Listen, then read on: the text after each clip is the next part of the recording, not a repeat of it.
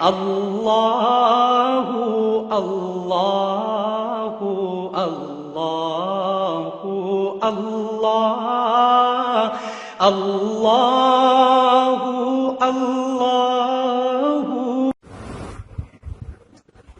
السلام علیکم۔ کیمسٹری کے لیکچر نمبر 10 میں طلبہ کو خوش آمدید کہتا ہوں۔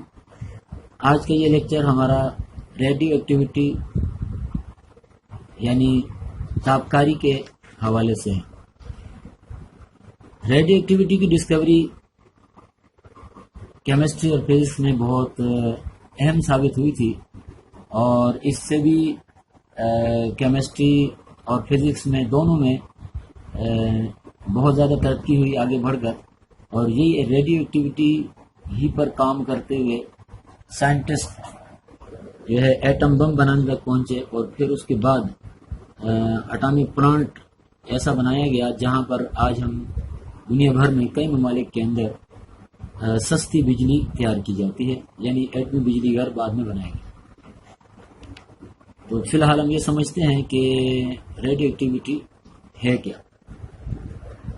emission of invisible rays from heavier and unstable atoms automatically is called radioactivity، یعنی ایسے ایٹم جو غیر قیام پذیر ہوتے ہیں یعنی ناپائیدار ہوتے ہیں اور یہ زیادہ تر ہیوی ہوتے ہیں، ان سے خود بخود نظر نہ آنے والی شعاؤں کا اخراج ریڈیو ایکٹیویٹی کہلاتا ہے۔ اس سے پہلے میں آپ لوگوں کو بتا چکا ہوں پچھلے لیکچروں میں کہ مادہ جو ہے میٹر بہت ہی چھوٹے پارٹیکلز ایٹموں سے بنا ہوتا ہے، اور ایٹم میں الیکٹران اور پروٹون پائے جاتے ہیں۔ ان کی ڈسکوری کے حوالے سے بھی لیکچر نمبر 8 اور 9 میں کافی ڈیٹیل سے بتا چکا ہوں کہ وہ کیسے ڈسکور ہوئے تھے۔ جب ایٹم کے اندر الیکٹران اور پروٹون ڈسکور ہو گئے تو پھر بھی دو مسائل سائنٹسٹ کے سامنے تھے۔ پہلی پرابلم یا پہلے مسائل جو ان کے سامنے آئے وہ یہ تھے کہ ایٹم میں الیکٹران اور پروٹون کس ترتیب سے پائے جاتے ہیں، یعنی اسٹرکچر آف ایٹم پر بحث اب شروع ہو گئی کہ اگر ایٹم کے اندر بھی پارٹیکلز ہیں تو پھر ایٹم اندر سے کیسا بنا ہوا ہے، یعنی اس کی انٹرنلی بناوٹ کیسی ہے، یہ ارینجمنٹ اس کی پارٹیکلز کی کیسی ہے۔ ایک تو یہ چیز ان کے اندر یعنی سائنٹسٹ میں ان کی بحث شروع ہو گئی، اور ایک اور چیز جو سائنسدانوں کے لیے پریشان کن تھی وہ تھی کسی تیسرے ذرے کی موجودگی۔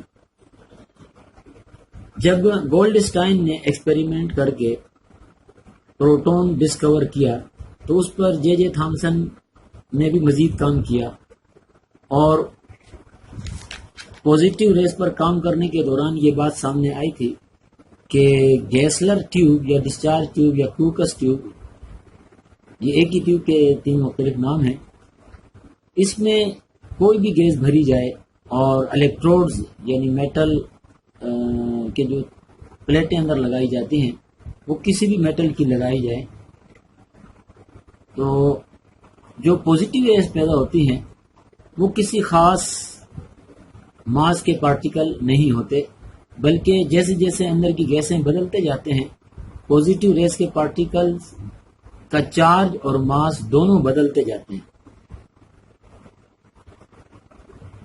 کیتھوڈ ریز میں تو یہ بات سامنے آئی تھی کہ گیسلر ٹیوب میں کسی بھی قسم کی گیس بھری جائے تو کیتھوڈ ریز کے پارٹیکل کا سائز بھی چینج نہیں ہوتا اور ماس بھی چینج نہیں ہوتا، لیکن پوزیٹیو ریز میں سچویشن دوسری تھی۔ جیسے جیسے اندر کی گیسیں بدلتے تھے اور جب دوبارہ ایکسپیریمنٹ کرتے تھے تو نئے پارٹیکلز کا چارج بھی بدل جاتا تھا اور ماس بھی، سادہ لفظوں میں جسے وزن کہتے ہیں، وہ بھی بدل جاتا تھا۔ اور مزید ایک بات یہ بھی سامنے آئی تھی کہ چارج اور ماس ایک انداز میں چینج نہیں ہو رہی تھی۔ اگر چارج دگنا چینج ہوتا تھا گیس کے بدلنے سے، تو ماس 4 گنا 4 ٹائم بڑھ جاتا تھا اکثر۔ سب سے کم ترین جو پارٹیکل میرا تھا اسے چونکہ پروٹون کا نام دیا گیا تھا۔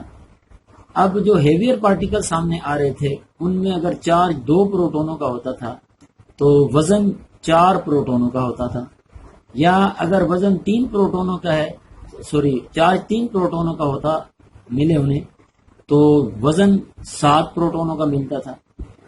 اب یہ بات پریشان کن تھی کہ 3 اگر پروٹون ہے، چارج 3 پروٹونوں کا تو 3 پروٹون ہے، 5 پروٹونوں کا چارج مل رہا ہے تو 5 پروٹون ہے، تو یہ باقی وزن کس چیز کا ہے؟ یعنی اس سے ان کو خیال پیدا ہوا کہ یقیناً یہ جو پوزیٹیو پارٹیکلز ہیں ان میں پوزیٹیو چارج والے پارٹیکل کے ساتھ کوئی ایسا پارٹیکل بھی جڑا ہوا ہے جس پر کسی قسم کا چارج نہیں ہوتا، لیکن اس کو الگ سے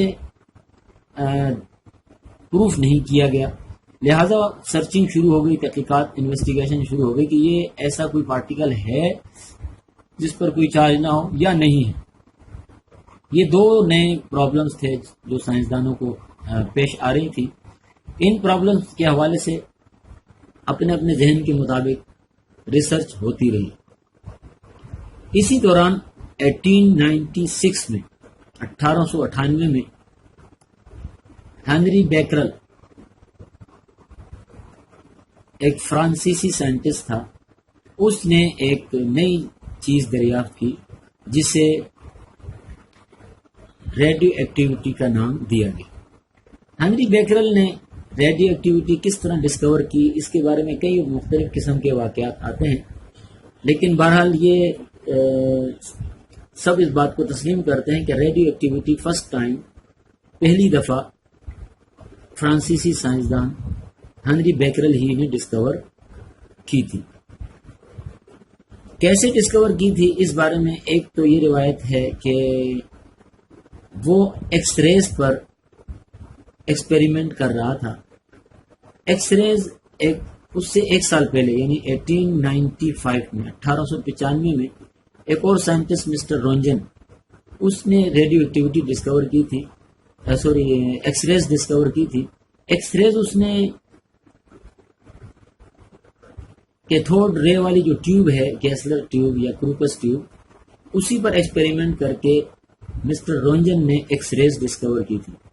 اب وہ ایکس ریز جب ڈسکور ہوئی تو ظاہر بات ہے سائنسدانوں کو تو نئی چیز چاہیے ہوتی ہے، وہ اسی کو لے کر آگے بڑھتے ہیں، تو اس پر کئی سائنسدان پھر کام کرتے رہے، تو مسٹر ہنری بیکرل نے بھی کام کرنے کی کوشش کی۔ تو اس پر تجربات کے دوران جو اس کے خیالات تھے کہ ایکس ریز کس کس طریقے سے پیدا ہو سکتی ہیں، اس نے اس کو سامنے رکھ کر نئے تجربات شروع کیے۔ تو اس دوران نئی قسم کی شعاعیں سامنے آ گئی۔ وہ کیسے آئی، 1-2 واقعات میں آپ کو سناتا ہوں۔ اس کے پاس فوٹوگرافک فلم تھی۔ فوٹوگرافک فلم آج کل اس کا استعمال متروک ہو چکا ہے تقریباً، میرے علم کے مطابق۔ آج سے البتہ تقریباً 10-12 سال پیچھے چلے ہیں تو ہمارے ہاں پاکستان میں اس کا استعمال عام تھا۔ یعنی یہ وہ چیز ہے کہ جب ہم تصویر کھنچواتے تھے فوٹو اسٹوڈیو جا کر، تو وہاں سے ایک پلاسٹک کی چھوٹی سی جو ہے نا پلیٹ ملتی تھی جس پر ایک تصویر آئی ہوتی تھی، اور اس کے ساتھ پھر جو ہے 2-3-4 کاغذ پر بنی ہوئی تصویریں ملتی تھی، جس کو جتنی بنوانی ہوتی تھی اسے ہم نیگیٹو کہا کرتے تھے۔ وہی پلاسٹک والی تصویر ملتی تھی اسے ہم نیگیٹو کہتے تھے، اور جو کاغذ یا گتے کے اوپر تصویر بنا کر ہمیں دیتے تھے فوٹو اسٹوڈیو والے اسے ہم پازیٹیو کہتے تھے۔ تو وہ اب تقریباً ختم ہو چکی ہے۔ اس زمانے میں یہ چیز بالکل نہیں تھی فوٹوگرافک فلم۔ تو مسٹر ہنری بیکرل نے کیا کیا کہ ایک کیمیکل جسے ہم آج پچ بلینڈ کے نام سے جانتے ہیں، یہ پہاڑوں سے ملنے والا ایک کیمیکل ہے، اس نے وہ ایک کاغذ میں لپیٹ کر اپنی الماری میں رکھا ہوا تھا، اور اسی الماری میں فوٹوگرافک فلم بھی رکھی ہوئی تھی۔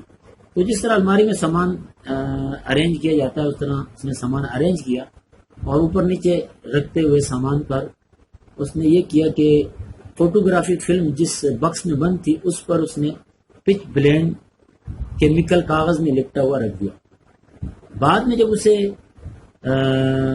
فوٹوگرافی فلم کی ضرورت پڑی اور اس نے اسے صاف کیا تو اس پر کچھ نشانات پہلے سے موجود تھے. یعنی جس چیز کی تصویر کھینچی وہ نہیں آئی، بلکہ پہلے سے اس میں تصاویر کسی چیز کی بنی ہوئی تھی. اس نے جب غور کیا تو یہ معلوم ہوا کہ یہ انہی کیمیکلز کے پارٹیکلز کی ڈلیوں کی امیج ہے، تصویر ہے، جو اس نے کاغذ میں لپیٹ کر اس پر فوٹوگرافی فلم کے بکس پر رکھ دی تھی. تو اس نے کافی غور کے بعد جب یہ سمجھ لیا کہ یہ اسی وجہ سے ہے تو دوبارہ سے چیک کیا اور فوٹوگرافک فلم ایک دوسری لی اور اس پر جو ہے وہی پچ بلینڈ کا کیمیکل بلیک کالے کاغذ میں لپیٹ کر ایک ڈارک روم میں رکھ دیا. یعنی ایسے کمرے میں جہاں سے روشنی کمرے میں داخل نہ ہو سکے. وہ یہ دیکھنا چاہتا تھا کہ جب الماری میں فوٹوگرافک فلم بند تھی تو پھر ان پارٹیکلز کی، ذرات کی کیسے امیج بن گئی بند الماری کے اندر. تو اس نے کیا کیا، فوٹوگرافک فلم پر بلیک پیپر میں پچ بلینڈ کے کیمیکل کو بند کر کے رکھا اور بالکل اندھیرے کمرے میں، ڈارک روم میں. اور کچھ عرصے کے بعد، یعنی کچھ ٹائم کے بعد، تھوڑے سے وقت کے بعد اس نے اس فوٹوگرافک فلم کو بکس سے نکال کر ڈیولپ کیا، یعنی صاف کیا. تو اس نے یہ بات دیکھی کہ اب بھی پچ بلینڈ کے ذرات کی امیج فوٹوگرافک پلیٹ پر بن چکی ہے. کئی دفعہ یہ ایکسپیریمنٹ مختلف انداز پہ دہرانے کے بعد اس نے نتیجہ نکال لیا کہ دیکھیں کسی طرف سے بھی روشنی فوٹوگرافی فلم پر نہیں پہنچ رہی. ایک ہی راستہ ہے کہ یہی ذرات خود بخود نظر نہ آنے والی ریز ایمٹ کر رہے ہیں، خارج کر رہے ہیں، اور وہ اتنی پاورفل ہیں کہ بلیک پیپر میں سے بھی گزر جاتی ہیں اور پھر بلیک باکس میں سے گزر کر اندر رکھی ہوئی فوٹوگرافک فلم پر ان ٹکڑوں کی، یعنی پچ بلینڈ کے ٹکڑوں کی امیج بنا دیتے ہیں. تو اس نے پھر اس کا اعلان کر دیا کہ پچ بلینڈ نامی کیمیکل سے، یہ قدرتی کیمیکل تھا، منرل ہے ایک قسم کا، اس سے نظر نہ آنے والی امیج، نظر نہ آنے والی ریز نکلتی ہیں. یہ 1896 کا واقعہ. اور پھر ایک دو اور سائنٹسٹ تھے، میاں بیوی، مادام کیوری اور پیری کیوری. ان دونوں میاں بیوی نے مزید ریسرچ کی اور پچ بلینڈ نامی جو منرل ہے اس میں سے ایک زبردست ریڈیو ایکٹیو مٹیریل نکالا جسے بعد میں ریڈیم کا نام دیا. اور اس طرح جو ہے ان سائنسدانوں کو اس زمانے میں نوبل پرائز بھی دیا گیا. ہنری بیکرل کو بھی دیا گیا 1896 کا، اور بعد میں پھر کیوری اور ان کے شوہر کو بھی نوبل پرائز سے نوازا گیا. ریڈیو ایکٹیویٹی کا نام ہنری بیکرل نے نہیں رکھا تھا، البتہ اس نے ڈسکور ضرور کیا تھا کہ ایٹموں سے نظر نہ آنے والی ریز ایمٹ آٹومیٹکلی ہوتی ہیں. یہ نام بعد میں مادام کیوری نے دیا تھا، لیکن بہرحال ڈسکوری کا سہرا ہنری بیکرل کے سر جاتا ہے. سب سے پہلے اسی نے ڈسکور کیا تھا. اور پھر 1911 کے آس پاس، 1911 کے آس پاس ردر فورڈ نے اس پر مزید تجربات کیے، اور تجربات کرنے کے بعد حتمی طور پر کنفرم کیا کہ یہ جو ریز ان مٹیریل سے نکلتی ہیں آٹومیٹکلی، یہ ایک قسم کی نہیں ہے بلکہ 3 قسم کی ہیں. کیسے یہ ایکسپیریمنٹ کیا گیا؟ ردر فورڈ نے ریڈیو ایکٹیو مٹیریل کو لیڈ بلاک کے اندر بند کیا اور اس میں ایک چھوٹا سا سوراخ چھوڑا اور اس کے سامنے فوٹوگرافک فلم کو رکھا، اور ان کے جب اوپر سے کور رکھا جاتا ہے جو ان کو روک کے رکھتا ہے، جب کور ہٹایا تو فوٹوگرافک فلم پر ایک بالکل ان کے سامنے ایک اسپاٹ حاصل ہوا. پھر اس نے ایکسپیریمنٹ کو دوبارہ کیا اور جس راستے سے یہ گزرتی ہیں ریز، ان کے دونوں طرف جو ہے 2 میٹل پلیٹیں رکھی بالکل قریب، اور ایک کو پوزیٹیو بیٹری کے ساتھ، پوزیٹیو ٹرمینل کے ساتھ جوڑا، ایک کو نیگیٹو ٹرمینل کے ساتھ جوڑا. جس طرح میں نے الیکٹرون کی ڈسکوری میں آپ کو بتایا تھا اسے کہتے ہیں الیکٹرک فیلڈ اپلائی کرنا، یعنی گویا ان ریز کو الیکٹرک فیلڈ میں سے پاس کیا۔ یہ بہت آسان ہے، بس دو میٹل پلیٹیں دونوں طرف رکھ دی جائیں اور ہائی ٹینشن بیٹری کے ساتھ ان کا کنیکشن کر دیا جائے، ایک پلیٹ کو نیگیٹو کے ساتھ، ایک کو بیٹری کے پازیٹیو کے ساتھ جوڑا جائے، تو پازیٹیو پلیٹ سے نیگیٹو پلیٹ کی طرف الیکٹرک فیلڈ چلنا شروع ہو جاتا ہے۔ اس پر فزکس میں بحث کی جائے گی تفصیل سے انشاءاللہ کہ یہ الیکٹرک فیلڈ کیا چیز ہوتی ہے، چارج کیا ہوتا ہے، لیکن فی الحال اتنا ہی سمجھیں کہ چارج ایک قسم کی بجلی ہے، پازیٹیو اور نیگیٹو۔ جب اس نے الیکٹرک فیلڈ اپلائی کیا تو فوٹوگرافک فلم پر 3 جگہ پر اسپاٹ ملا۔ دیکھیں یہ یاد رکھیں کہ یہ ریز نظر نہیں آتی، یہ اپنے ایفیکٹ سے ہی نظر آتی ہے، جس طرح ہنری بیکرل نے ان کے ایفیکٹ سے ہی ان کو پہچانا تھا کہ نظر نہ آنے والی ریز کس طرح نکل رہی ہیں، پھر اسی طرح ایفیکٹ سے اس کو پہچانا جاتا۔ پہلی دفعہ ایکسپیریمنٹ کرنے سے جب فوٹوگرافک فلم پر ڈائریکٹ ایک ہی اسپاٹ ملتا ہے، اس میں الیکٹرک فیلڈ اپلائی نہیں کیا جاتا۔ دوسری دفعہ جب الیکٹرک فیلڈ اپلائی کیا تو نئی فوٹوگرافک فلم پر 3 جگہ اسپاٹ ملتے تھے، ایک ٹھیک سامنے ریز جہاں سے نکل رہی ہیں، اور ایک رائٹ سائڈ پہ، ایک لیفٹ سائڈ پہ۔ جو اسپاٹ پازیٹیو پلیٹ کی طرف ملتا تھا وہ سینٹر سے زیادہ ہٹا ہوا تھا، اور جو نیگیٹو پلیٹ کی طرف ملتا تھا وہ سینٹر سے کم ہٹا ہوا تھا۔ اور ان ساری باتوں سے رادرفورڈ نے یہ نتیجہ نکالا کہ اسپچ بلین نامی مٹیریل سے جو ریز نکل رہی ہیں، جسے مادام کیوری نے ریڈیو ایکٹیویٹی کا نام دیا تھا، یہ ریڈیو ایکٹیو ریز ایک قسم کی نہیں ہے۔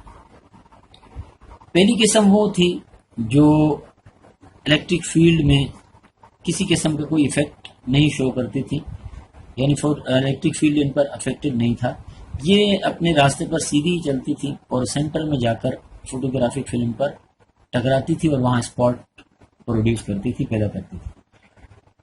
ان پر اس کا مطلب یہ تھا کہ کسی قسم کا کوئی چارج نہیں ہے، نہ تو یہ پازیٹیو پلیٹ کی طرف بینٹ ہوتی ہے، نہ نیگیٹو پلیٹ کی طرف۔ انہیں گیما ریز کا نام دیا گیا۔ دوسری ریز وہ تھی جو پازیٹیو پلیٹ کی طرف مڑتی تھی، تو اس کا ایک ہی مطلب تھا کہ ان پر نیگیٹو چارج ہے، کہ پازیٹیو چارج نیگیٹو چارج کو کھینچتا ہے، تو ان ریز کو بیٹا ریز کا نام دیا گیا۔ اور تیسری وہ قسم تھی جو نیگیٹو پلیٹ کی طرف مڑتی تھی، اور انہیں الفا ریز کا نام دیا گیا۔ بیٹا ریز کا سینٹر سے زیادہ بینٹ ہونا اس لیے تھا کہ ان کا وزن کم تھا، اس لیے الیکٹرک فیلڈ کی جو پازیٹیو پلیٹ ہے یہ ان شعاؤں کو زیادہ آسانی سے کھینچ سکتی تھی، تو یہ زیادہ بینٹ ہو جاتی تھی اور سینٹر سے زیادہ ہٹ جاتی تھی۔ اور الفا پارٹیکل کیونکہ ہیوی تھے، اس لیے یہ نیگیٹو پلیٹ کی طرف ذرا کم مڑتے تھے، اس لیے سینٹر سے یہ کم ہٹتے تھے۔ پھر ان کے چارج کو چیک کیا گیا، یہ ایک دن میں سارا کچھ نہیں ہوا، اس میں بے شمار تجربات کیے گئے، تو ان کا چارج کو -1 کا نام دیا گیا اور الفا پارٹیکل کے چارج کو +2 کا نام دیا گیا، یعنی یہ تھا تو اپوزٹ، لیکن بیٹا پارٹیکل کے چارج سے دگنا تھا۔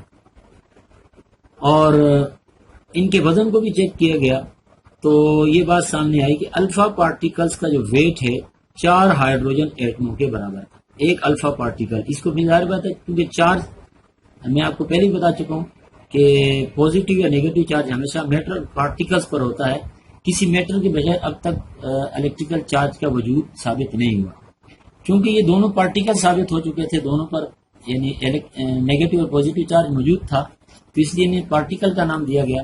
یہ بیٹا پارٹیکلز کہلائے، یہ الفا پارٹیکلز کہلائے۔ الفا پارٹیکلز کا وزن ماس 4 ہائیڈروجن ایٹموں کے برابر تھا، اور یہ جو بیٹا پارٹیکلز ہیں ان کا وزن الیکٹرانوں کے برابر ثابت ہوا، یعنی جب الیکٹران ڈسکور ہو چکے تھے اس سے پہلے ہی 1898 میں الیکٹران ڈسکور ہوا تھا، یاد رہے آپ کو۔ ریڈیو ایکٹیویٹی 1896 میں ڈسکور ہوئی، لیکن اس کی جو کائنڈس ہیں یہ الیکٹرانوں پروٹونوں کی ڈسکوری کے بعد ان کی کائنڈس کلیئر ڈسکور ہوئی تھی اور اس پر رذرفورڈ نے کام کیا تھا.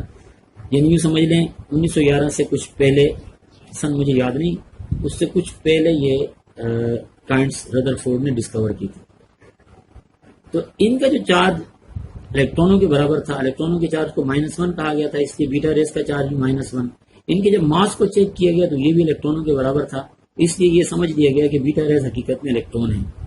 اور ان کا چارج +2 تھا، تو اس سے یہ سمجھا گیا کہ اس میں جو ہے 2 پروٹونوں کا چارج ہے ہر الفا پارٹیکل میں. البتہ یہ بات ابھی بھی یعنی انویسٹیگیٹیبل تھی، یعنی قابل تحقیق تھی کہ چارج تو 2 پروٹونوں کا ہے لیکن وزن 4 پروٹونوں کے برابر کیوں ہے. یہاں سے بھی سائنسدانوں کو یہ اشارہ مل رہا تھا کہ یقیناً کوئی ایسا پارٹیکل بھی ہے جس پر کوئی چارج نہیں ہے، لیکن اسے علیحدہ ابھی تک ڈسکور نہیں کیا گیا تھا. بہرحال ان تجربات سے رذرفورڈ کے حتمی طور پر یہ ثابت ہو گیا کہ ریڈیو ایکٹیو ریز 3 قسم کی ہیں: gamma rays, beta rays, alpha rays. Gamma rays really rays ہی تھیں، ان پر کسی قسم کا کوئی چارج بھی نہیں تھا اور ان کا کسی قسم کا کوئی وزن بھی نہیں تھا. اس کا مطلب یہ ہوا کہ یہ یعنی ریئل ریز ہی ہیں اور میٹر نہیں ہے. تو پھر مزید جب چیک کیا گیا تو انہیں سمجھ لیا گیا کہ یہ ایکس ریز کی طرح کی طاقتور ریز ہیں اور یہ الیکٹرو میگنیٹک ریز برقی مقناطیسی شعاعیں کہلاتی ہیں. ایکس ریز بھی الیکٹرو میگنیٹک ہیں، روشنی بھی الیکٹرو میگنیٹک ریز ہیں اور اسی طرح یہ بھی الیکٹرو میگنیٹک ریز ہیں اور حیرت انگیز طور پر یہ ایکس ریز سے بھی پاورفل تھی. انہیں تو ریز ہی کہا جاتا ہے حقیقت میں، البتہ یعنی انہیں گیما پارٹیکلز نہیں کہا جاتا، انہیں البتہ بیٹا ریز بھی کہا جاتا ہے. شروع میں جیسے انہیں ریز ہی سمجھا گیا، بعد میں پھر انہیں بیٹا پارٹیکلز کا نام دیا گیا اور انہیں الفا پارٹیکلز کا نام دیا گیا.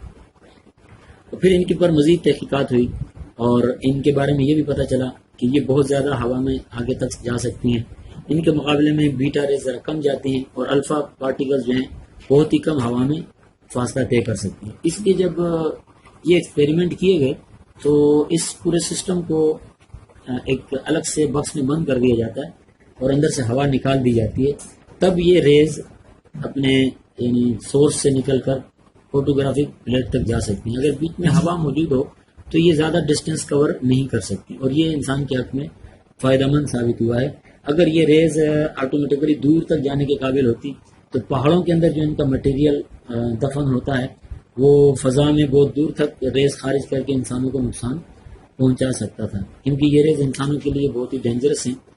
تو یہ زیادہ دور تک جاتی ہی نہیں ہے اپنے مٹیریل سے نکل کر ہوا میں. تو اس طرح جو ہے یہ 3 قسم کی ریز ڈسکور ہوئی. الفا پارٹیکلز زیادہ پینیٹریٹ نہیں ہو سکتی، ہوا میں زیادہ دور تک نہیں جا سکتی اور یہ ذرا ان کے مقابلے میں زیادہ دور تک جا سکتی ہیں. گیما ریز اور زیادہ دور تک جا سکتی ہیں. بیٹا پارٹیکلز جب کسی گیس میں سے گزرتے ہیں تو یہ بھی اس میں آئونائز ہونے کرتی ہیں، یعنی چارج پارٹیکل پیدا کرتی ہیں، یہ بھی پیدا کرتی ہیں، گیما ریز بھی پیدا کرتی ہیں.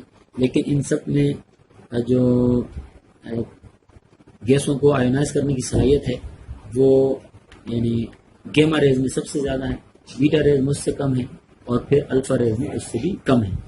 تو یہ جو معلومات تھی پھر اس کو آگے بڑھایا گیا اور اس سے مزید نئی معلومات حاصل کی. رذرفورڈ نے جب ان پارٹیکلز کو دریافت کر لیا تو انہوں نے پھر الفا پارٹیکلز کو ایٹم کا اسٹرکچر دریافت کرنے میں استعمال کیا، یعنی یہ دیکھنے میں کہ ایٹم کے اندر الیکٹران پروٹون کس انداز میں پائے جاتے ہیں. اس نے الفا پارٹیکلز کو استعمال کیا اور اس کے لیے اس نے ایک خاص ایکسپیریمنٹ کیا. انشاءاللہ وہ میں اگلے لیکچر میں ڈیٹیل سے بتاؤں گا. کافی لیکچر لمبا ہو گیا ہے.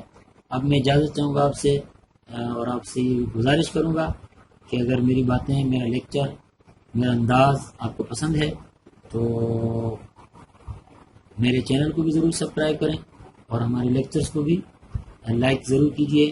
اب اجازت چاہوں گا. اللہ حافظ.